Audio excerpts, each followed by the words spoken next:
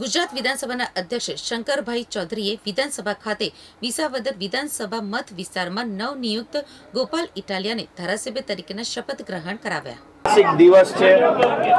આજે ગુજરાતભરના લોકો આ ઐતિહાસિક ઘટનાક્રમને કુતૂહલતાથી, જિજ્ઞાસાથી અને ઉત્સુકતાથી જોઈ રહ્યા છે. જાણે કે ગુજરાતમાં બહુ મોટી ક્રાંતિ થઈ હોય, પરિવર્તન આવ્યું હોય, એટલા હરખ અને એટલી ઉર્જા સાથે ગુજરાતભરના લોકો આજના કાર્યક્રમને જોઈ રહ્યા છે. એટલા માટે આજનો દિવસ અત્યંત ઐતિહાસિક દિવસ છે.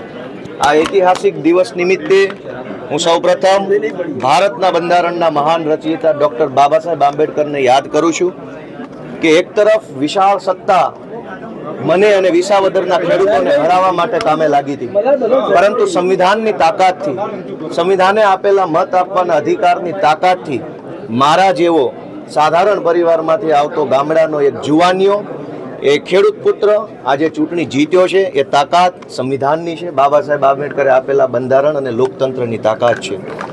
હું વિસાવદર, ભેસાણ અને જૂનાગઢ ગ્રામ્ય મત વિસ્તારના ધારાસભ્ય તરીકે આજે શપથ લીધા છે, ત્યારે ગુજરાતના પનોતા પુત્ર, ધરતીપુત્ર, ખેડૂત પુત્ર, ખેડૂતોના મસીહા સ્વર્ગસ્થ કેશુબાપા પટેલને આજે હું યાદ કરું છું. કારણ કે ધારાસભ્ય બનવું એ અલગ વાત છે, પરંતુ કેશુબાપા જેવા, કુરજી બાપા જેવા, પોપટ બાપા જેવા અનેક એવા આગેવાનો જેણે વિસાવદર વિધાનસભાનું નેતૃત્વ કર્યું છે, રત્ના બાપા ઠુમર જેવા, એ બધાય સ્વર્ગસ્થ વડીલો, જે હયાત છે વડીલો, તમામ વડીલોને હું યાદ કરું છું, એમને નમન કરું છું. અને એમણે ચિતરેલા ચીલા ઉપર, એમની કેડી ઉપર હું સારી રીતે ચાલી શકું, ગુજરાતના ખેડૂતો, ગુજરાતના ગામડાઓની સેવા કરી શકું, એ માટે હું આજે સંકલ્પબદ્ધ થયો છું. દોસ્તો, આજે આ શપથવિધિ જે છે એ માત્ર એક ધારાસભ્ય તરીકેના શપથ નથી.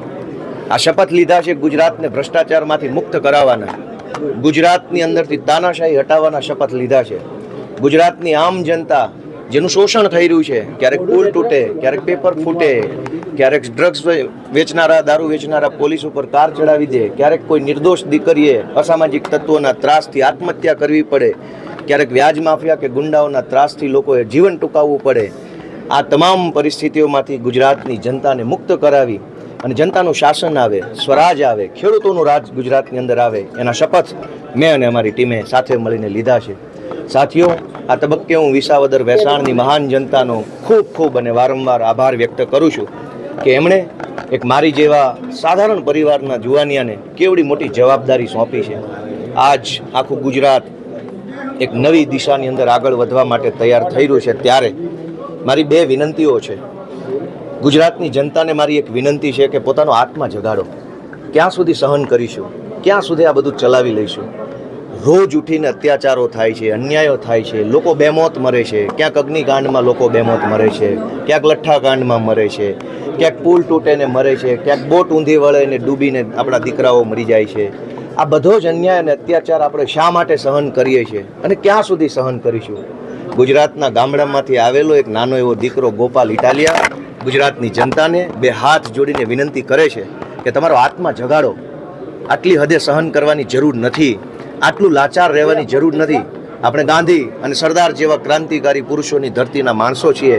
લાચારી કે વિવશતા આપણને પોસાય નહીં. હું ગુજરાતના યુવાનોને વિનંતી કરું છું કે તમારો આત્મા જગાડો, તમારા મનને ઢંઢોળો, લડાઈ માટે તૈયાર થઈ જાઓ, સંઘર્ષના રસ્તા ઉપર આવો. અને ક્યાં સુધી સત્યાગ્રહ છાવણીમાં બેસીને માત્ર આપણે આંદોલનો કરતા રહીશું અને સરકાર આપણી વાત નહીં સાંભળે? આવો, એક મોટું આંદોલન કરીએ, સંઘર્ષના રસ્તા પર જોડાઈએ અને આપણે સૌ ભેગા મળીને ગુજરાતની અંદર બદલાવ લાવવાનો સંકલ્પ લઈએ, એવી હું ગુજરાતના યુવાનોને પ્રાર્થના કરી રહ્યો છું. આ તબક્કે હું વિધાનસભાના માનનીય અધ્યક્ષશ્રીનો પણ ખૂબ ખૂબ આભાર વ્યક્ત કરું છું. એમણે મને આવકારીને મને શપથ લેવડાવ્યા છે અને ધારાસભ્ય તરીકેની જવાબદારી સોંપી છે. એ બદલ માનનીય અધ્યક્ષશ્રી શંકરભાઈ ચૌધરી સાહેબનો પણ હું ખૂબ ખૂબ આભાર વ્યક્ત કરું છું.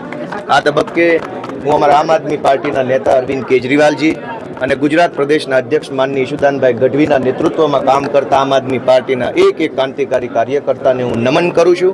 એમના સંઘર્ષને હું સ્વીકારું છું. એમના સંઘર્ષના દમ પર આજે મને જ્યારે આ તક મળી છે ત્યારે આમ આદમી પાર્ટીના સૌ ક્રાંતિકારી કાર્યકર્તાને હું પ્રણામ કરું છું. ગોપાલભાઈ, 2 દિવસ છે એના કારણે તમે જાણીતા થયા હતા અને આજે એ જ વિધાનસભા ગૃહના સભ્ય તરીકે તમે અહીંયા પહોંચ્યા. બંને દિવસ તમે કેવી રીતે જુઓ છો? બંને ઐતિહાસિક દિવસ છે. એક સમય હતો જ્યારે ગુજરાતની વિધાનસભાની અંદરથી જે કાંઈ નિર્ણયો લેવાતા અને એ નિર્ણયો પ્રજા વિરોધી હોય, જનતાનું શોષણ કરનારા હોય, જનતા ઉપર દમન થાય એવા નિર્ણયો હોય, એના વિરોધમાં મેં મારા આંદોલનકારી સ્વભાવ તરીકે એક જમાનામાં વિરોધ નોંધાવેલો. આજે મને જનતાએ વિધાનસભાની અંદર બેસીને નિયમ અને નીતિ પ્રમાણે વિરોધ નોંધાવવાની જવાબદારી સોંપી છે. તો સડક ઉપરના વિરોધથી લઈ સદનની અંદર સુધીના વિરોધ સુધીની આ સફરની અંદર જનતાનો જે અભૂતપૂર્વ પ્રેમ મળ્યો છે, મારા કુટુંબ પરિવારનો પ્રેમ મળ્યો, મારા આમ આદમી પાર્ટીના કાર્યકર્તાની લાગણી મળી, એ બદલ હું મારી જાતને ભાગ્યશાળી માનું છું અને સૌનો આભાર વ્યક્ત કરું છું.